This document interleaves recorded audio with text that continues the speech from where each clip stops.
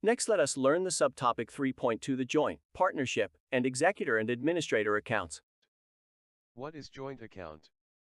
A joint account is a savings or current account conducted by two or more persons, usually family members, but may also be opened by someone unrelated to each other. Banks are typically required to obtain a mandate from the account holders covering the execution of documents. The documents needed by the bank include a photocopy of IC or passports of holders, specimen signatures of holders, and mandate form and method of signing. Example, either one or all to sign or other arrangements. The mandate here refers to a written instruction given by a customer to their banker instructing the banker that a named third party is authorized to do a specific action for the customer. This slide explains the principle of survivorship for the joint account in case of the death or bankruptcy of any joint holder.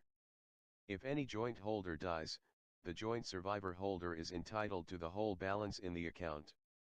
In practice, the bank usually will not pay the survivor if the amount is significant, and this matter will be resolved in court. If any joint holders are declared bankrupt, bank will stop any withdrawal by the surviving parties. Any withdrawals should be made with the consent of the official assignee and solvent parties. Another type of customer account is the partnership account. So what is a partnership account? A partnership account is an account formed by two or more persons under a partnership deed/agreement. The powers assigned to the different partners are stated in the partnership deed. The partners must sign a mandate to authorize any or all of their partners to make a withdrawal and how many signatures are needed. Several conditions are to be fulfilled by all partners in a partnership account, including all partners must not be bankrupt/insane, and the business must be registered with the Companies Commission of Malaysia. Besides, a proper introduction by an acceptable third party is required to open a current account, and a minimum of Rm1000 is needed for the initial deposit. These are the list of the documents needed by the bank, comprising of photocopy IC of all partners with a maximum member of 50, photocopy of business registration certificate, photocopy of partnership deed, specimen signature represents a sign on signature cards, mandate form and method of signing, and rubber stamp of the firm. If the members want to dissolve the partnership account, it can be done in several ways. Either by agreement, where all parties agree with the decision to dissolve, or by operation of law, especially when the partnership deed has a fixed term and the term expires, or by death or bankruptcy, or by court order, if one of the partners became permanently unsound mind.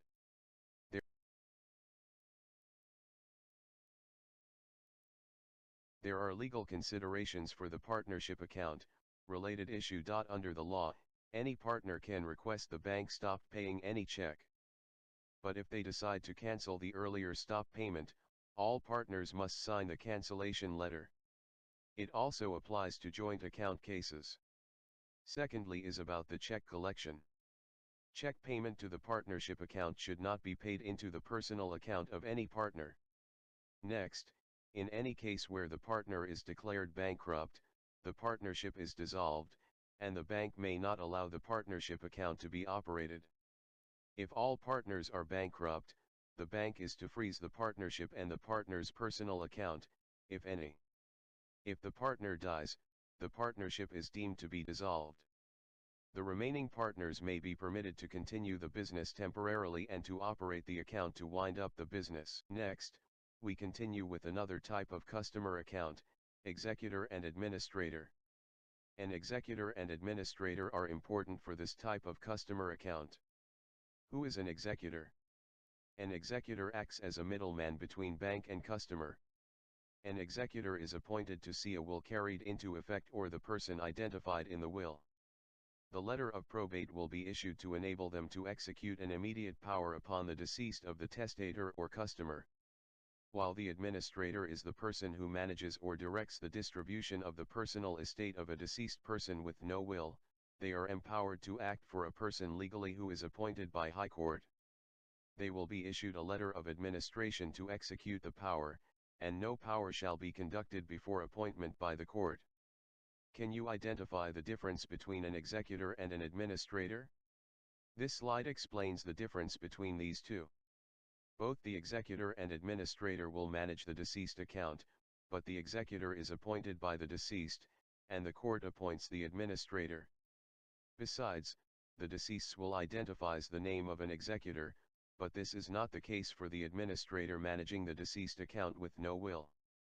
Further, the executor will be given a letter of probate that sets out the rights or power of an executor. In contrast, the administrator will be given a letter of administrator that sets out their rights or power as an administrator.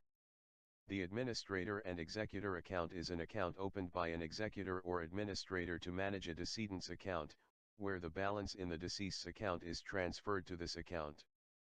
The banker requires the mandate, which specifies how the account will be operated, and all specimen signatures of the executor or administrator. Some of the documents to be submitted to the bank for the executor and administrator account application are the photocopy of the executor's or administrator's identity card, the photocopy of probate or letter of administration, the specimen signature, the mandate or method of signing if more than one person, and the rubber stamp.